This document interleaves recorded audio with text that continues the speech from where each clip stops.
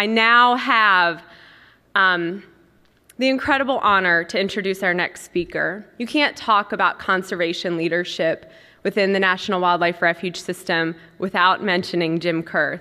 You also can't travel anywhere, at least in the United States, but I think it's abroad as well, without running into folks who know Jim and who probably have a story or two to share about their experience. Jim has served the refuge system, the Fish and Wildlife Service, for over 3 decades in countless states, including Michigan, Louisiana, Rhode Island, and Alaska, before coming to Arlington now 12 years ago to serve as the deputy chief. Jim has been a persistent and fearless leader for the refuge system, always taking time for the incredibly important job of mentoring and growing tomorrow's leaders. Jim has taken that time for me, and I'm eternally grateful for the time that he spent with me on that. It is with great pleasure that I give you the Deputy Chief of the National Wildlife Refuge System, Jim Kurth.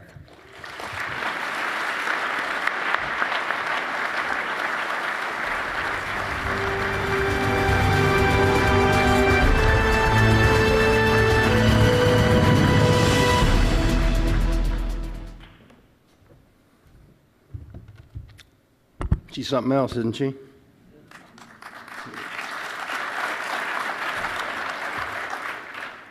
Well, before I get started, I would be remiss, I think, as I looked around the room and I see people like Judy Greenwald and Kathy Holland, and Julie Woolley, and my own lovely wife, Tricia. The people, our spouses, our life partners, the people that we love, are so essential to supporting all of us in our work, and I think we have to acknowledge them and thank them. So.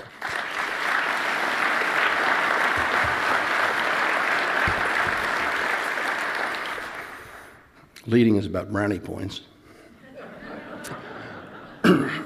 It's great to be here in Madison. My family has a lot of history in this town. My great-great-grandfather, who left Ireland in 1850, is buried here in the Catholic cemetery. And my grandpa, the only grandpa I ever knew growing up, who's actually my great-grandfather, was born here in 1877, the year after Custer's last stand. You know, in the 1870s, the logging boom was really picking up steam in Wisconsin's North Woods, and the Peshtigo Fire of 1871 burned 1.5 million acres and killed over 1,200 people. And Americans in the 1870s were witnessing the slaughter of the plains bison and the devastation of the passenger pigeon. And they also saw the establishment of Yellowstone as our nation's first national park. Grandpa's granddaughter, or daughter, my grandmother, was born here in Wisconsin in 1901 in Madison. By then, the millions of buffalo that used to thunder through the Great Plains were less than 1,000, and the passenger pigeon was virtually extinct. Also in 1901, the president, William McKinley, was assassinated, and his young vice president, Theodore Roosevelt, succeeded him as president. And 2 years later, he established Pelican Island as our first national wildlife refuge. My father was born here in Madison in 1928. There were 82 national wildlife refuges then, and plans were being drawn up to up that number to 100 or 125. But the bottom was about to fall out. Not just the Great Depression in the stock market, but a devastating drought gripped this nation, turning most of our land into a dust bowl.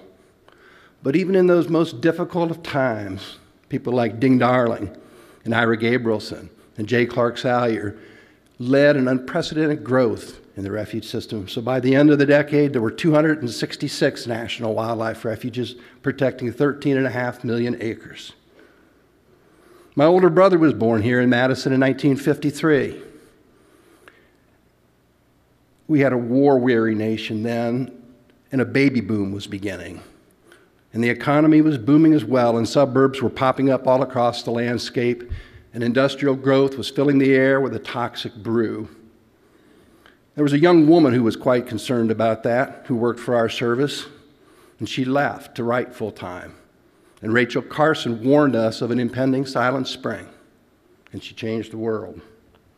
and my family left Madison just before I was born.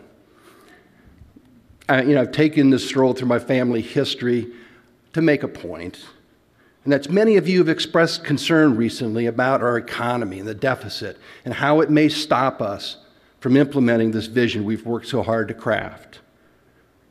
The House Budget Committee marked us up big cuts, and many of you have been whispering to me about that. And for, I think, the third time in this conference, I will tell you, do not be afraid.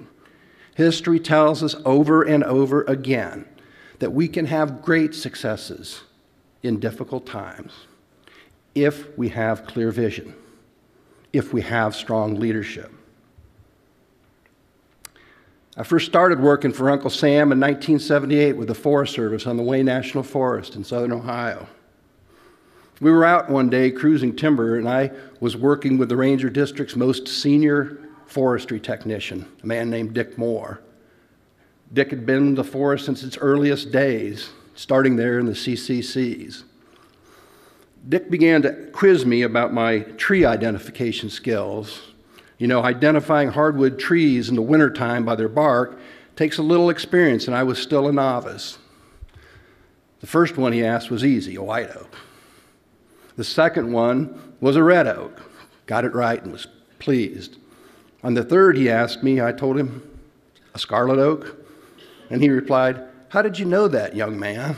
I said, lucky guess. Well, he already knew that. And he pointed high up into the tree, and he said, look, see how the limbs come off the trunk of a scarlet oak different than the others? They're kind of random and gnarly.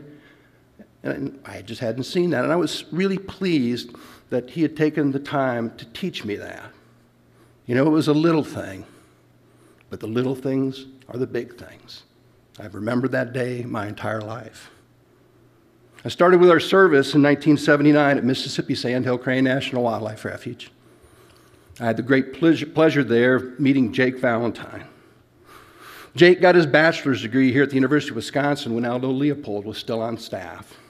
After a short stint in the Army in World War II, he returned to earn a master's degree. Jake taught me all the orchids and pitcher plants and sundews of the Mississippi Gulf Coast savannas. We visited Breton Refuge a few times together. Once, we walked nearly the entire Chandeleur Island chain and finished our journey with a trip up the Chandeleur Lighthouse, which Hurricane Katrina has since sent to a watery grave. These were magical adventures. I have never seen before or since such a spectacular display of bird life. Jake was pretty good about teaching me about the birds of Breton, but I was trying to learn some of my own, and there was one bird that was kind of common, and I worked hard at trying to identify it, and I went up to Jake and asked him, are those Wilson's plovers? And he was pleased that I got it right. And he said to me, follow me up here. And we walked off of the beach up into some low dunes that were covered with vegetation. And Jake said to me, you know, the literature says that there are no sooty terns nesting north of the dry tortugas. But with a little luck, I'll show you some. And in a few minutes, we discovered 4 nests. I felt like we had discovered gold. Jake had taken the time to share his experience with me and to help me learn a special secret of the Chandeleurs that I would have never known on my own. It was a little thing, but it was a big thing, because the little things are the big things, and I remember that day my entire life. Jake didn't share everything with me. It wasn't until when he died and I read his obituary that I learned Jake had been awarded the Silver Star for heroism in combat at Sadar. He swam under enemy fire river several times to save wounded comrades and bring them to safety. We didn't use words like coaching and mentoring in those days, but over the years I've realized that's exactly what those 2 gentlemen had done for me.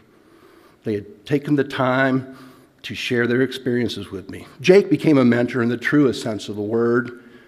Jake was a lifelong friend. We stayed in touch until he died, and he came to visit my family at Seney and at Loxahatchee. Jake would go anywhere to visit where there were cranes. There is nothing more important for our service than developing the next generation of conservation leaders. We hire such talented people. If we can just take the time to share our experiences with our young folks, to make the time so that the little things will be their big things, they'll take on the mantle of leadership, and they'll be the ones who can serve the future. Young leaders, you should remember this. The most powerful two words in the English language are still thank you.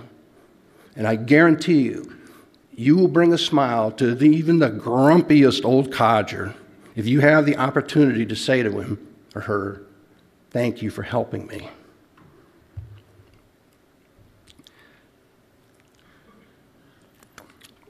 I have a cassette tape recording someone gave me of the retirement festivities of Marcus C. Nelson in 1979. Mark was the chief of refuges when he retired.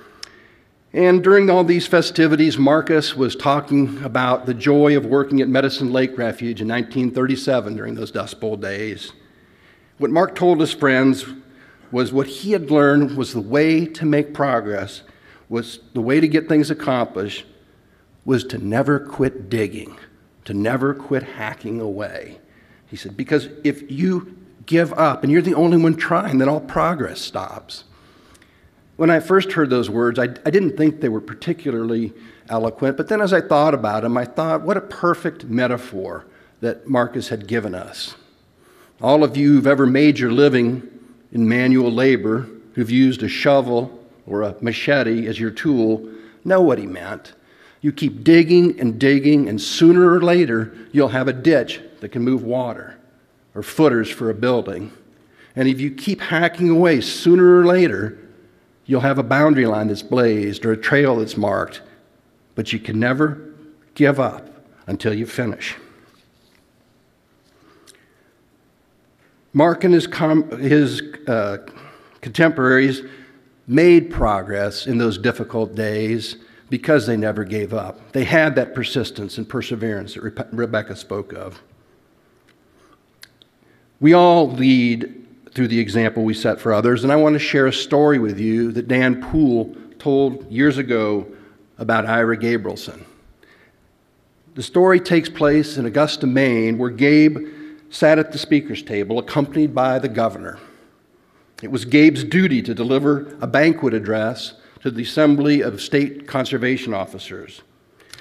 He sat slumped with his head in his hand, exhausted.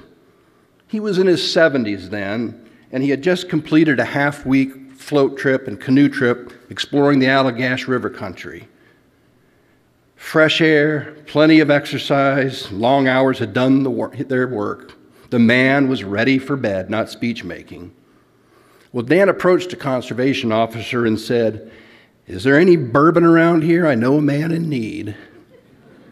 "There's some outside in my car," he said, "and you'll need a glass." And one was quickly obtained and filled, and a waitress shyly brought it to the table and put it under Gabe, whose head was still in his hand, and aligned the golden bourbon in his line of sight. He never moved his hand, but with his other hand, he reached out slowly, fingers gnarled, grabbed the glass of bourbon like a red-tailed hawk's talons on a ground squirrel, and slowly lifted it. He sat erect. Gabe was introduced to speak next. He walked into the room, snuggled his bulk up against the lectern, and with a sweep of his arm, brought in the whole crowd, including the governor. "Now I'm going to tell you boys something tonight," he said. And he did. He told them of the important work conservation officers must do to help with America's wildlife, of the necessity of each of them being professionals in the truest sense of the word. His message was laced with anecdotes and observations going back to a time before many in the room were born. His speech ended in a standing ovation, and honor denied the governor following his remarks, because the conservation officers had been won over by the genuine article, a man who was a master of common sense and plain dealing. All Gabe did was get up when he was tired and share his experiences with his colleagues.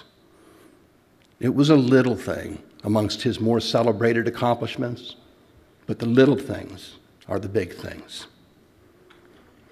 Each of us needs to find the strength and courage to ascend the stage and speak out, to give voice to the protection of wildlife and wild places. Those of us that make our living in this business have the opportunity to experience nature in a much more intimate way than most people. I want to share another story with you. It was May, and we were flying back to Fairbanks from a meeting of the International Porcupine Caribou Board at Fort McPherson in Canada's Northwest Territories. We were flying low along the Porcupine River that lends its name to that great caribou herd. The river was in breakup, and thick sheets of ice were hurrying downstream. An ancient call was urging the caribou to head north to the coastal plain of the Arctic Refuge, where the caribou mothers would find these green tussocks that would give them the nourishment they needed to nurse the next legion of caribou calves.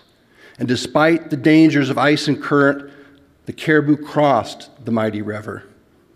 And as the plane banked, I turned in my seat to get a better look, and I saw Isaac Akuchuk beaming this big smile. Isaac is an Inupiat elder from Koktovik, Alaska, a small village on the coast of the Arctic Refuge. And he looked to me and he said, "I have heard of this all of my life, but I've never seen it before." It was an honor, a humbling experience to witness that spectacle with Isaac. Alda Leopold told us, "One of the penalties of an ecological education is that one lives alone in a world of wounds. Much of the damage inflicted on the land is quite invisible to laymen. An ecologist must either harden his shell and make believe the consequences of science are none of his business, or he must be the doctor who sees the marks of death in the community that believes itself well and does not want to be told otherwise." Each of you have your own story, special memories that are etched in your heart that you draw strength from. I hope that you can find the courage to share these deeply personal experiences with others, helping them to know and to remember why conserving the future is so important.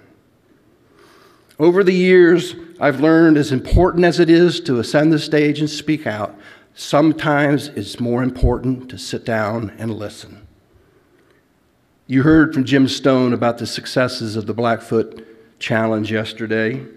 Its success required that people had the humility to sit down and listen to each other. Gentle conversations with gentle men and women yield far more than angry words and entrenched positions. Conservation in the 21st century is going to require that those who live closest to the land have a seat at the table. Sometimes as the leaders, sometimes as supporting partners, but always respected and listened to. You know, at events such as this, there's much talk of our conservation heroes, Leopold, Ira Gabrielson, Salyer, Carson. There's an intangible quality about those leaders, I think. I believe that they felt a fundamental responsibility to give and to give back. Leadership is about giving. They each became aware of their special gifts and their unique talents, and they used them to share their experiences with other people. They wrote, taught, drew, painted, rallied, spoke, and spoke out. They shared their experiences with others to inspire them. It takes courage to share, and leadership is about giving the little things, because the little things are the big things. Our vision process started out with reflection on our history and our heroes, with how the refuge system came to be and how it has grown over time. It is good to reflect. We must learn history's lessons, or we will repeat our mistakes. But we shouldn't spend too much time in the past thinking about how good it was or how bad it was, about our mistakes, about our missed opportunities, how it was, how it woulda, coulda, shoulda been, if only. That talk doesn't help anything. There are no opportunities for action in the past. Likewise, we must envision the future and understand how events are likely to affect the conditions we are striving to build. Things like climate change and habitat fragmentation, scarcity of water, and others are important things to know. But we shouldn't spend too much time in the future. There is no opportunity for an action in the future that has not yet arrived. The success of our vision is premised on the fact that after we reflect and envision, we must take action. Today, right now, is the only time to take action. We should focus our energies on our leadership on today. The time for conserving the future is now. Rebecca Martin is here now, and she's ready to take action. Vicki Mueller is here now, and she's ready to go. Keenan Adams is here. He's good to go. Michael Gale is always ready to go. You will hear from Dan Ash tomorrow, and I guarantee you he is ready for action, and he will call you to action tomorrow. So let's reflect, envision, and take action. It can be a little daunting, even frightening, to focus on the present, to seize the moment, to take bold action. We overcome those fears through faith that we have a clear vision and strong leadership. Look around the room. See your colleagues, their passion, their energy, their sense of urgency to take action. If each one of us, each and every one of us, will move forward just a little bit, we can change the world. Because remember, those little things are the big things. Thank you very much for letting me be with here. Good luck to you all. God bless you. Thank you.